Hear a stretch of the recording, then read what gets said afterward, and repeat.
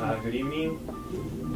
So we're here today to talk about DAPA. Hoy estamos aquí para hablar de la nueva acción ejecutiva del presidente Obama, the new executive action of President Obama. So the executive action helps immigrant parents who have U.S. citizen children. You would have to be living in the United States from January 1st, 2010 until now, continuously. But what if they work out of, off the books? Basically, a lot of these immigrants don't have jobs. I believe it's still, you can still just get your... You report whatever you... You report self-employed, Yeah. so you report whatever you want, not basically whatever you want to report, but you have a general technically idea you with your do. accountant of what you can report. So the Right. taxes will be for this year or for the past 5 years? It would be, what we're looking at hopefully is for these past 3 years. So what you're about to file, and then 2 years before. So when they go to the immigration office, they would ask for the tax ID number and then they would use it to file taxes for this year and the previous 3 years also? Mhm. They will be Yeah. allowed to... 12, 13, 14, The The go tax back? ID isn't requested to immigration, it's requested to IRS. IRS. Yes. Yes. Okay. Okay, so I was basically explaining the waiver, 601A, which is a waiver that people that basically are petitioning their spouse or children under 21, an immediate relative, they're allowed to adjust status eventually once the waiver is approved. So when I would come into the country unlawfully, and I would not be able to adjust status in the country with the laws that we have at this moment. I would have to apply for a waiver, and when I apply for that waiver, the only people that qualify are U.S. citizens petitioning their immediate relatives. So what the expansion of the executive action did was that it allowed now legal permanent residents to apply this too. So basically, if I'm a legal permanent resident, my husband can now qualify for this if he entered unlawfully. So the 601A just cures unlawful presence. It does not cure, for instance, criminal activity or misrepresentation of documents to the government. So basically that expanded that. So that's something that has been great, especially for me, because that's what I do at my job. I work with the waivers, and it's amazing. It's something that has definitely been such a great thing to happen to our community. The second part that he didn't speak about was expanding the DACA for the children. For the people that are trying to apply before, now they didn't qualify if they came, for instance, after June 16th, because the cutoff date was June 15, 2007. So if, for instance, I would have entered the country June 16, 2007, I would not be able to apply.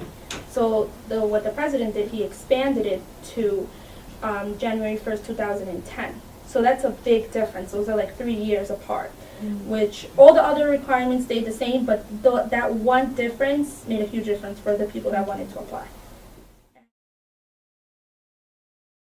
Well, I would like to welcome Dr. A, and I just wanted to ask you your opinion on the executive action that the president made, his speech last year, November 20th. What is your opinion on that? Actually, we thank President Obama for his initiative for this presidential action to allow and invite our new immigrants to be part of the community and make them visible in the community and be a big part of it, because this will really allow hardworking people to be part of the American society and help them also to achieve the American dream, which we all did achieve it. And I'm one of the people who came to this country and got the opportunity to get the American dream. And I believe I'm part of the community, and I'm helping to improve the medical condition of the people in the community. As a medical professional, how do you feel that this will help the medical community, the executive action? Because of this executive action, the children will be recognized and they can get in the system for medical coverage, and also their parents and the low-income people can get into the medical system and coverage, and we can detect diseases and illness and protect their people from sickness that they might not able to get medical care because of their poor income, and they don't have good access to physicians and facilities. What are the effects that the executive action has brought into the medical field? I think It first helps people to be able to live the right way in the country. And within the medical field, they just kind of come to get tested to make sure they're healthy. And sometimes you might come up by finding a disease, so you just could start treating them and make their life better. And within the health aspect of it, and they are able to live and work and pay taxes and legalize their status and make their life much better. As an immigrant from this community, how do you feel about the executive action personally? Personally, I do feel it's a great action because I am an immigrant who came to this country from Egypt. And I would feel like if somebody is living here, they are already part of the community. They work, they have an apartment, they have their life.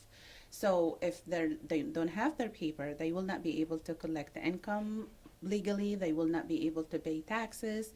But if they are legalized and they have like a driver license, they could drive a car, they could work and get paid by like a legal pay stub and pay taxes, so that us as a country, we will benefit from it and they will benefit from it also. They will end up by getting like their Medicare, their Social Security, like maybe like health insurance through Obamacare. They will be able to live like a normal citizen, and they already here in the country. So why we just don't legalize their status and allow them to live and work and pay taxes? What is your opinion on the executive action the president made? My opinion on this, it's a very good, amazing opportunity for everyone. Seeing the talent that our parents coming here into the U.S. just wanted to give us a better life, better future for us, and not only for us and for their grandchild in the future. I have no words but to say I'm willing and grateful for this opportunity, not only for myself, but for my other present immigrants and future immigrants as well. Not only for the Latino community, for as well the Egyptian community, Arabic community, you know.